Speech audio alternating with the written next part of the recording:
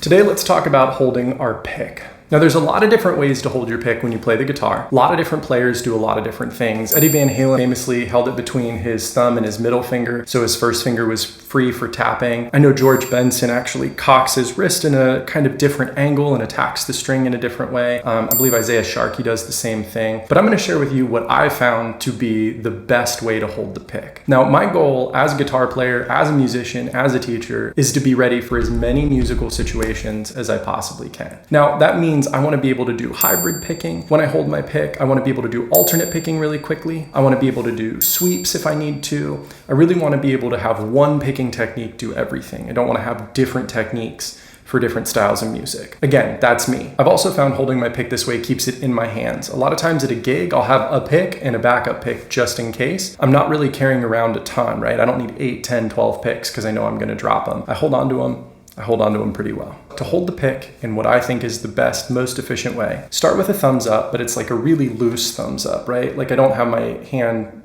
tight, it's just nice and loose, my thumb is up. I take the pick and I have the point of the pick, the part that's gonna strike the string, pointed off to my left, be your right if you're a lefty.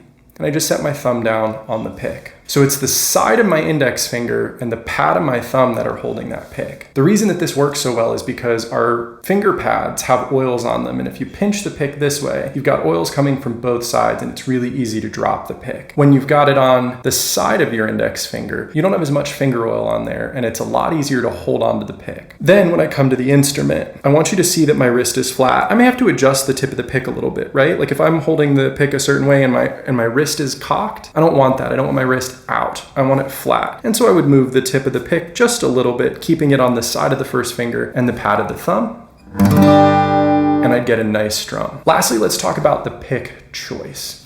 I think it's really important, especially when you're learning to play with a thick pick.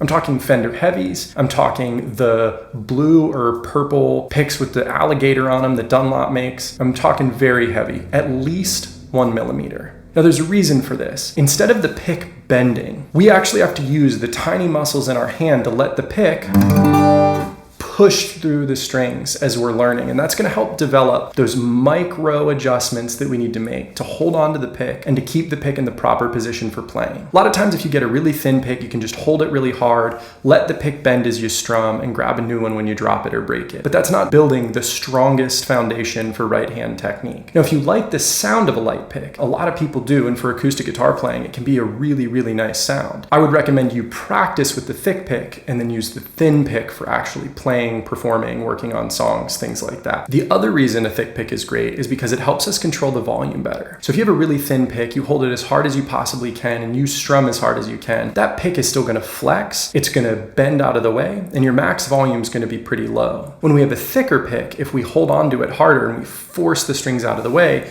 we've got a bigger range of the volume. So we can play really light with a thick pick, and we can play really heavy. It gives us the most dynamic range when we're playing guitar, acoustic or electric.